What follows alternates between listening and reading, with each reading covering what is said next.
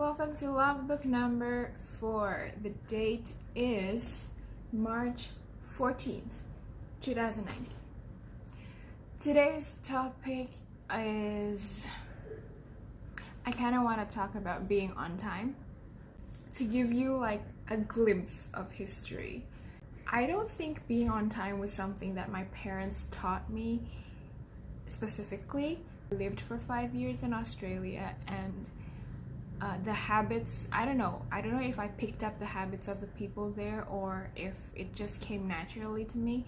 But you know how people, I don't want to generalize Asians, but like in Asians specifically, we don't really commit to punctuality. But people from the US, for example, or maybe from Australia or from Europe, certain countries in Europe, because I know that not all of them are punctual, they are on time. But I mean, to put it logically, I think you should be on time, because it's just like common sense, right? If you come to class, if you have a class at 8, then you should be there at 8.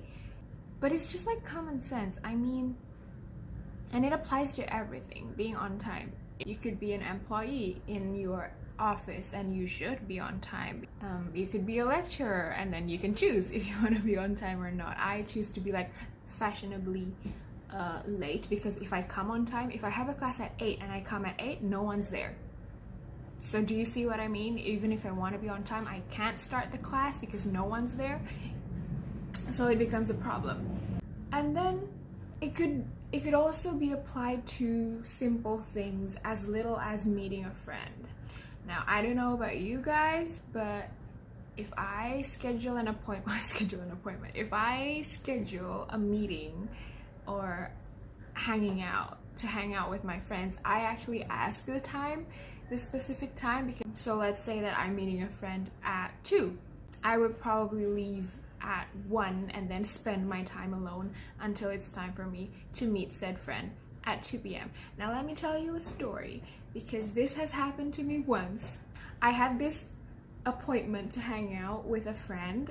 He's not really a friend, but he was just like an acquaintance that I met somewhere, and then we share the same profession, like we're both English teachers. He's not following me, so he's not gonna watch this. Anyway, I realized how being on time was very important to me because of this event. So I think, if I remember correctly, this happened, I don't know, like 2 years ago, I forgot. I scheduled to meet up with him at 2 p.m. on a Tuesday because that's when we were both free. I asked, oh yeah, okay, what time do you want to meet up? And he said, oh, probably like after lunch, or maybe we could eat lunch together. And I was like, so do you want to eat lunch together or do you want to meet up after lunch? Let's just make it at 2 p.m. So I was like, okay, 2 p.m. And then if I make a schedule to meet up with a friend who's not like my regular friends, like circle of friends, I usually like keep on, confirming the schedule to make sure that I'm coming and that friend is also coming. The day before, I asked him and he's like, yeah, sure, we're still on for tomorrow, so 2 p.m. No, wait, I think both of us like woke up late, but then he took way more time to get ready than me, so I arrived early and then he arrived like an hour late, I think. And then the first thing that he said when he came up to me and pulled up a chair and sat down in front of me, he said, nah, I'm sorry, but I only can stay until 3 p.m. because I have to teach a class. Is that okay? And I was like, sorry, what? He mentioned that he had to teach a class at 3, and this class was not mentioned at all when we were like developing or like agreeing on a schedule. And then I asked, but you never mentioned about any classes on Tuesdays? And then he mentioned, oh yeah, because it's what do you call it, it's a sudden kind of thing. I was asked to replace a teacher or whatever, like it was, he got the news like last night. And then I said, oh, so why did you tell me last night? We could have like rescheduled. I forgot his reasoning, but that really offended me, because when I want to meet you who's watching, if I ask to meet up with you, what I'm expecting is that we're gonna have a good talk, like a sharing session or whatever, and that's not limited to just 1 hour, because me and that friend, we had tons of stuff to discuss regarding our jobs as English teachers, and he just did that.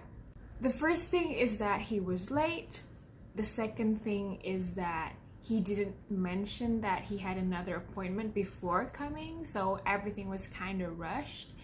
And then the third thing, I just felt like I came there for nothing, because in the end we didn't share a lot of things. We just talked like casually about our jobs. You know what? Not being on time is already like a criteria that would make me drop you as a friend. So from that story, I think that's the main point. It made me realize like how being on time is important, because my reason for being on time is that I don't want to make the other person waiting. I would rather wait than be the one who makes someone wait. So the PSA for today is that if you're not on time, you're being rude to the person you are meeting, you're being rude to the class you are teaching, you're being rude to the class you are attending, to the lecturer, you're being rude to the whole company if you're in an office, if you're not on time. I mean, I think just like as Indonesians, I'm referring to you guys who are Indonesians who are watching this, maybe consider being on time if you're not an on-time person. I mean, it's not that hard. There's a lot of things that you can improve about being on time, and it's not gonna change if you're not willing to. So, and being on time is a really respectful thing, I think. I mean, it's common sense, but it's now become very rare and makes it very, very respectful. I mean, like if I schedule a meeting with you guys at 1 p.m. and you come at 12:30, I would be very, very happy. I would be very happy. You're forever on my friend list. So that's the PSA for today. Be on time. Logbook 4 done. I'm signing out.